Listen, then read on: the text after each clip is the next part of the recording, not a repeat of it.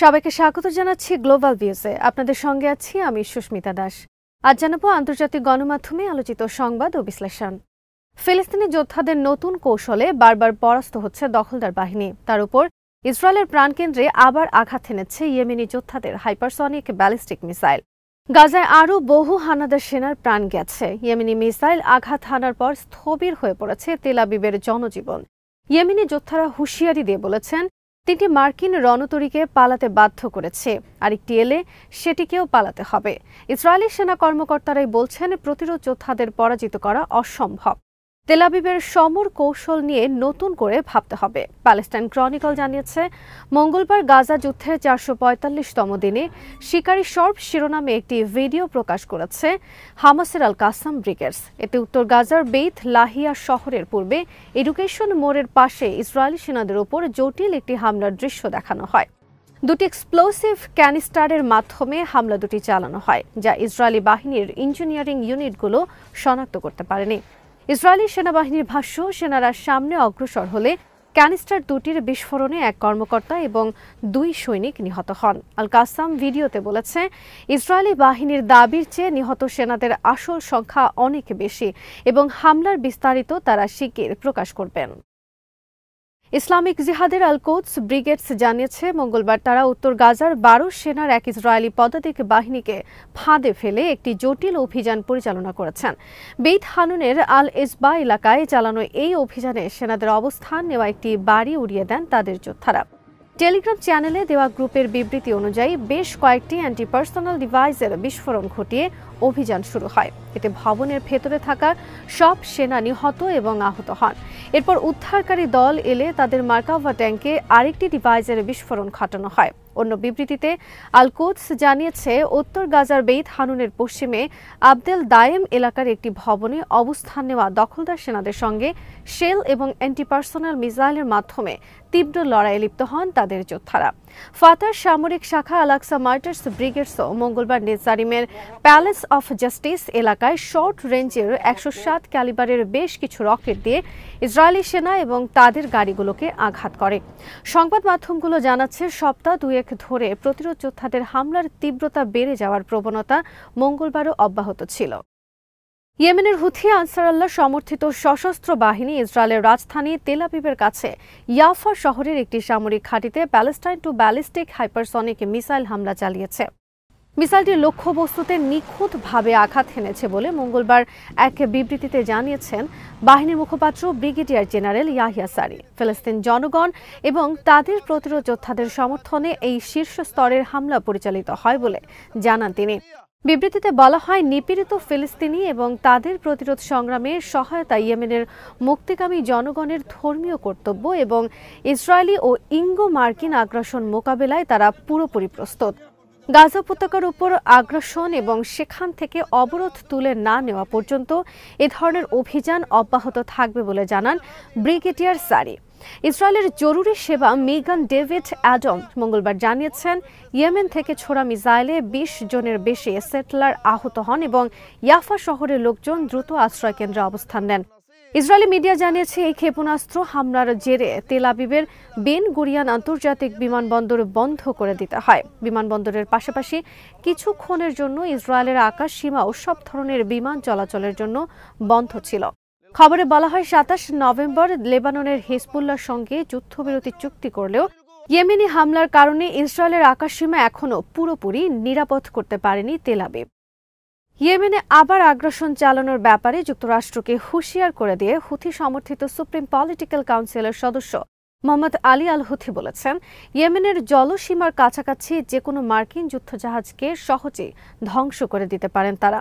লোহিত সাগরে 4র্থ মার্কিন বিমানবাহী রণতরী প্রেরণ এবং ইয়েমেনে হামলা চালানোর জন্য ব্যাপক মাত্রায় মার্কিন প্রস্তুতি সংক্রান্ত খবরের জবাব দিতে গিয়ে মঙ্গলবার সানায় এই হুঁশিয়ারি দেন তিনি। আলী আল হুথি বলেন, যে 3টি রণতরী এর আগে ইয়েমেনের জলসীমা থেকে পালিয়ে গেছে সেগুলো থেকে শিক্ষা গ্রহণ করুন। সেসব রণতরী ইয়েমেনি সশস্ত্র বাহিনীর ড্রোন এবং ক্ষেপণাস্ত্র হামলা এবং নৌ অভিযানের জের ধরে পালিয়ে গেছে এবং পালিয়ে যাওয়ার দৃশ্য ধারণ করা হয়েছে। গত বছরের অক্টোবর থেকে গাজা উপত্যকায় ইহুদিবাদী বাহিনীর ভয়াবহ গণহত্যার জবাবে ইয়েমেন ইসরায়েল বিরোধী হামলা শুরু করে। এর প্রতিক্রিয়ায় ইঙ্গো মার্কিন বাহিনী ইয়েমেনে বিমান হামলা চালায় এবং যুক্তরাষ্ট্র ইয়েমেনের জলসীমায় 3বারে 3টি রণতরী পাঠায়। এ পর্যন্ত যে 3টি মার্কিন বিমানবাহী রণতরী ইয়েমেনের সশস্ত্র বাহিনীর হামলার মুখে পালিয়ে গেছে সেগুলো হচ্ছে USS Abraham Lincoln, USS Eisenhower ও ইউএসএস থিওডোর রুজভেল্ট। চলতি সপ্তাহের গোড়ার দিকে মার্কিন সেনাবাহিনী ঘোষণা করে তারা আগের রণতরীগুলোর স্থলাভিষিক্ত করার জন্য ইউএসএস হ্যারি এস ট্রুম্যানকে মধ্যপ্রাচ্যে পাঠাচ্ছে। মোহাম্মদ আলী আল হুথি বলেন, এই যুদ্ধজাহাজটিও যদি লোহিত সাগর ত্যাগ না করে তবে এটিও আমাদের সশস্ত্র বাহিনীর সহজ টার্গেটে পরিণত হবে। ইয়েমেনের জনগণ তোমাদের সামরিক সক্ষমতাকে ভয় পায় না, তিনি সতর্ক করে দিয়ে বলেন, ইয়েমেনের সেনাবাহিনী প্রমাণ করেছে তারা তাদের সমুদ্র সীমার বহু বাইরের টার্গেটেও হামলা চালাতে সক্ষম। ইরানের পররাষ্ট্রমন্ত্রী সাইয়েদ আব্বাস আরাকচি বলেছেন, ইয়েমেনি ক্ষেপণাস্ত্রের নির্ভুল আঘাত করার ক্ষমতা পশ্চিম এশিয়া অঞ্চলে মার্কিন ইসরায়েলি জোটের কৌশলগত হিসাব নিকাশ ওলটপালট করে দিয়েছে। তিনি মঙ্গলবার তেহরানে গাজাবাসীর সমর্থনে ইয়েমেনের সাম্প্রতিক অভিযানগুলোর ভূয়সী প্রশংসা করে বলেন, নির্যাতিত ফিলিস্তিনি জাতি এবং অন্যান্য প্রতিরোধ ফ্রন্টের সমর্থনে ইয়েমেন নজিরবিহীন পদক্ষেপ নিয়েছে। তিনি হুথি সমর্থিত সশস্ত্র বাহিনীর কয়েকটি হামলার প্রতি ইঙ্গিত করেন, যাতে ইয়েমেন থেকে নিক্ষিপ্ত হাইপারসনিক ব্যালিস্টিক ক্ষেপণাস্ত্র একাধিকবার ইসরায়েলের গভীর অভ্যন্তরে আঘাত হেনেছে। তাছাড়া গত সপ্তাহে লোহিত সাগরে মোতায়েন একটি মার্কিন যুদ্ধজাহাজ লক্ষ্য করে ইয়েমেন 8টি ক্রুজ ক্ষেপণাস্ত্র ও 17টি ড্রোন নিক্ষেপ করে। এর ফলে একটি মার্কিন F-18 যুদ্ধবিমান বিধ্বস্ত হয়। ইরানের পররাষ্ট্রমন্ত্রী বলেন, এমনকি মার্কিন ইসরায়েলি জোটের তীব্রতম বোমা বর্ষণের পরও ইয়েমেন তার নিজস্ব প্রযুক্তিতে তৈরি ক্ষেপণাস্ত্র দিয়ে ইসরায়েলের গভীর অভ্যন্তরে আঘাত হানতে সক্ষম হয়েছে। আরাকচি প্রতিরোধ ফ্রন্টের সকল সদস্যের প্রতি তেহরানের অকুণ্ঠ সমর্থন পুনর্ব্যক্ত করে বলেন, ইয়েমেনের প্রতিরোধ ফ্রন্ট তার নিজস্ব সক্ষমতা দিয়ে ইসরায়েল বিরোধী যুদ্ধ করছে। তারা প্রমাণ করেছেন তাদের কোনো বিদেশি সাহায্যের প্রয়োজন নেই। কঠিন অর্থনৈতিক ও সামরিক পরিস্থিতির পরও তারা গাজাবাসীর সমর্থনে অটল ও অবিচল রয়েছেন। হুথিদের বিস্তৃত সামরিক সামর্থ্য বিবেচনায় ইসরায়েলের রিজার্ভ ব্রিগেডিয়ার জেনারেল এরান ওরটাল বলেছেন, ইয়েমেনের সঙ্গে ইসরায়েলের লড়াই বছরের পর বছর ধরে চলতে পারে। তিনি বলেন, আমরা এমন একটি দুঃসময়ে পতিত হয়েছি যার জন্য আমাদের সমরনীতি এবং সেনাবাহিনীর কৌশল নিয়ে নতুন করে ভাবতে হবে।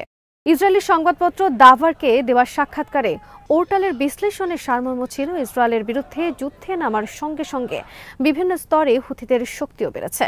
তার ভাষ্য, ইয়েমেন তার বাহিনীকে এমনভাবে গঠন করেছে যাদের পরাজিত করা সহজ হবে না। ওরটাল দাবি করেন, যুদ্ধক্ষেত্রের যে চিত্র তাতে স্পষ্ট অন্য প্রতিরোধ গোষ্ঠীগুলো কম সক্রিয় হলেও হুথিদের অবস্থান এখনও দাপুটে। তার অর্থ হল, ইসরায়েলের বিরুদ্ধে লড়াই চালিয়ে যাওয়ার পূর্ণ সক্ষমতা রয়েছে তাদের। ইয়েমেনি সশস্ত্র বাহিনী নৌ অবরোধ প্রসঙ্গে তিনি বলেন, অজানা অবস্থান থেকে উঠে এসে তারা বড় শক্তি হিসেবে আবির্ভূত হয়েছেন। এই অঞ্চলের অন্য শক্তিগুলোকে বেকায়দায় ফেলে দিয়েছেন। হামলার গতি বাড়িয়ে তারা মিশরীয় অর্থনীতির মারাত্মক ক্ষতি সাধন করেছেন। ইসরায়েলের এইলাত বন্দরকে অকার্যকর করে দিয়েছেন। ভারতের পার্লামেন্টে ফিলিস্তিনের পক্ষে স্লোগান দেওয়ায় অল ইন্ডিয়া মজলিস ইত্তেহাদুল মুসলিমিনের প্রধান এবং লোকসভা সদস্য আসাদুদ্দিন ওয়াইসিকে আদালতে হাজির হওয়ার নির্দেশ দিয়েছে উত্তরপ্রদেশের বেরেলির একটি আদালত। সংবিধান লঙ্ঘনের অভিযোগ এনে করা মামলায় এই নির্দেশ দেওয়া হয়েছে। বীরেন্দ্র গুপ্ত নামে এক আইনজীবী অভিযোগ করেন, আসাদুদ্দিন ওয়াইসি এমপি হিসেবে শপথ গ্রহণের সময় ফিলিস্তিনের পক্ষে স্লোগান দেন, যা সংবিধানের মূল্যবোধের পরিপন্থী। এই আইনজীবী জানান, প্রথমে জুলাইয়ে এমপি এমএলএ আদালতে এই পিটিশন জমা দেওয়া হলে তা প্রত্যাখ্যান করা হয়। পরে তিনি জেলা আদালতে পুনর্বিবেচনার আবেদন করেন। বিচারক এই পিটিশন গ্রহণ করে আসাদুদ্দিন ওয়াইসিকে 7 জানুয়ারি আদালতে হাজির হওয়ার নির্দেশ দেন। জানা যায়, তেলেঙ্গানা রাজ্যের হায়দ্রাবাদ আসন থেকে লোকসভা সদস্য হিসেবে নির্বাচিত ওয়াইসি 25 জুন শপথ গ্রহণ করেন। সাদা কুর্তা পরে শপথ মঞ্চে ওঠা ওয়াইসি উর্দু ভাষায় শপথ পাঠ করেন। শপথ শেষে তিনি জয় ফিলিস্তিন বলে স্লোগান দেন। এ সময় সংসদের চেয়ারম্যান তার এই স্লোগান রেকর্ড থেকে মুছে ফেলার নির্দেশ দেন। তবে পার্লামেন্টের বাইরে এসে ওয়াইসি সাংবাদিকদের জানান, তার বক্তব্যে কোনো অসঙ্গতি নেই। এই স্লোগান শান্তি ও ন্যায়ের পথে। আল জাজিরা জানিয়েছে গাজায় ইসরায়েলি হামলা অব্যাহত রয়েছে। মঙ্গলবার গাজা সিটিতে প্যালেস্টাইন সিভিল ডিফেন্সের হেডকোয়ার্টারে ড্রোন হামলা চালায় ইসরায়েলি বাহিনী। এতে অন্তত 2 জন নিহত হয়। জাবালিয়া শরণার্থী শিবিরে হামলায় নিহত হন 9 জন। সর্বশেষ 24 ঘণ্টায় গাজায় ইসরায়েলি হামলায় 21 ফিলিস্তিনি প্রাণ হারান। ইসরায়েলি বর্বরতা অবসানের জন্য প্রার্থনার মধ্য দিয়ে নিরানন্দ বড়দিন পালন করছেন গাজার খ্রিস্টানরা। অধিকৃত পশ্চিম তীরে যীশু খ্রিস্টের জন্মশহর বেথেলহেমেও ইসরায়েলি গণহত্যার শিকার ফিলিস্তিনিদের জন্য প্রার্থনা করা হয়। গাজার স্বাস্থ্য মন্ত্রণালয় জানিয়েছে, গত বছরের 7 অক্টোবর গাজায় ইসরায়েলি বর্বরতা শুরুর পর থেকে এই পর্যন্ত অন্তত 45,338 ফিলিস্তিনি নিহত হন, যাদের 70% শিশু ও নারী। পাকিস্তানের ক্ষেপণাস্ত্র কর্মসূচির ওপর দেওয়া যুক্তরাষ্ট্রের নিষেধাজ্ঞা প্রত্যাখ্যান করেছেন দেশটির প্রধানমন্ত্রী শাহবাজ শরীফ। তিনি বলেছেন, এই ধরনের নিষেধাজ্ঞার কোনো যৌক্তিকতা নেই। একই সঙ্গে তিনি পাকিস্তানের পরমাণু কর্মসূচি চালু রাখার ঘোষণা দেন। পাক সংবাদ মাধ্যম এক্সপ্রেস ট্রিবিউন জানিয়েছে, মঙ্গলবার মন্ত্রিসভার বৈঠকে শাহবাজ বলেন, শুধু প্রতিরক্ষামূলক উদ্দেশ্যেই পাকিস্তান তাদের পরমাণু কর্মসূচি চালু রেখেছে। আগ্রাসনের কোনো উদ্দেশ্য নেই তাদের। মার্কিন নিষেধাজ্ঞা উড়িয়ে দিয়ে শাহবাজ বলেন, দেশের নিরাপত্তার প্রয়োজনে আমাদের পারমাণবিক কর্মসূচি চালু থাকবে। যুক্তরাষ্ট্রের নিষেধাজ্ঞার ব্যাপারে পাকিস্তানের পররাষ্ট্র মন্ত্রণালয় এরই মধ্যে প্রতিবাদ জানিয়েছে। উল্লেখ করে পাক প্রধানমন্ত্রী বলেন, আমাদের এই কর্মসূচি কোনো রাজনৈতিক দলের নয়, এটি পাকিস্তানের 24 কোটি মানুষের। ফলে এতে কোনো আপোষ হবে না। পুরো জাতি এই ইস্যুতে ঐক্যবদ্ধ। গত সপ্তাহে দেশটির দূরপাল্লার ক্ষেপণাস্ত্র কর্মসূচির সঙ্গে সংশ্লিষ্টতার অভিযোগে পাকিস্তানের ন্যাশনাল ডিফেন্স কমপ্লেক্স সহ 4টি সংস্থার উপর নিষেধাজ্ঞা আরোপ করে যুক্তরাষ্ট্র। আজ এখানেই শেষ করছি। সবাই ভালো থাকুন, সুস্থ থাকুন আর দেখতে থাকুন বিডি ভিউজ। চ্যানেলটি ভালো লাগলে সাবস্ক্রাইব করুন। সংযুক্ত থাকুন আমাদের ফেসবুক পেজে।